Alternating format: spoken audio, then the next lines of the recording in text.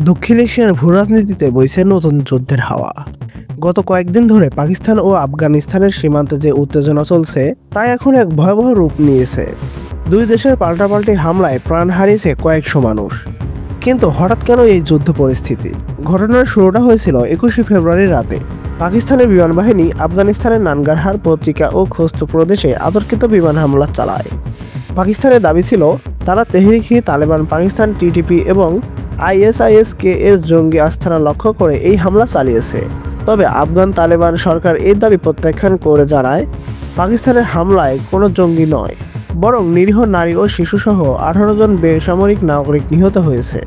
এই ঘটনার প্রতিবাদে 26শে ফেব্রুয়ারি আফগান বাহিনী পাকিস্তানি সীমান্ত চৌকিতে পাল্টা আক্রমণ শুরু করে। 26শে ফেব্রুয়ারি সেই হামলায় আফগান বাহিনী পাকিস্তানের অন্তত 15টি সীমান্ত আউটপোস্ট দখল করে নেয়ার দাবি করে।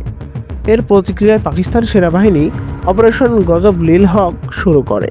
পাকিস্তানের প্রতিরক্ষা মন্ত্রী খাজা আসিফ ঘোষণা করেছেন যে তারা আফগানিস্তানের সাথে এখন উন্মুক্ত যুদ্ধে লিপ্ত। পাকিস্তানের দাবি অনুযায়ী তাদের বিমান ও ড্রোন হামলায় প্রায় 352 জন আফগান তালেবান ও সশস্ত্র গোষ্ঠীর সদস্য নিহত হয়েছে। এমনকি কাবুল ও কান্দাহারের ভিতরে সামরিক ঘাঁটিতেও পাকিস্তান সফলভাবে হামলা চালিয়েছে।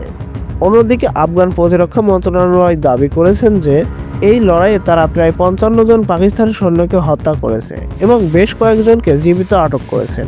তারা ড্রোনের মাধ্যমে পাকিস্তানের অভ্যন্তরে সামরিক লক্ষ্যবস্তুতে আঘাত হানারও দাবি করেছে। বর্তমানে দুই দেশের সীমান্তেই ভারী অস্ত্রশস্ত্র মোতায়েন করা হয়েছে। পাকিস্তানের বাজৌর এবং কুররাত জেলায় আফগান তালেবানের নিক্ষিপ্ত মর্টার শেলে সাধারণ মানুষ হতাহত হচ্ছে।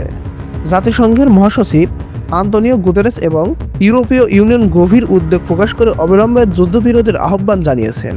যুক্তরাষ্ট্র এই পরিস্থিতিতে পাকিস্তানের আত্মরক্ষার অধিকারের কথা বললেও দুই দেশকেই সংযত হওয়ার পরামর্শ দিয়েছেন। আপনারা যদি এরকমই ভিডিও দেখতে চান তাহলে অবশ্যই আমাদের সাথেই থাকুন এবং সাবস্ক্রাইব করে রাখুন আমাদের ইউটিউব চ্যানেলটি। ধন্যবাদ সবাইকে।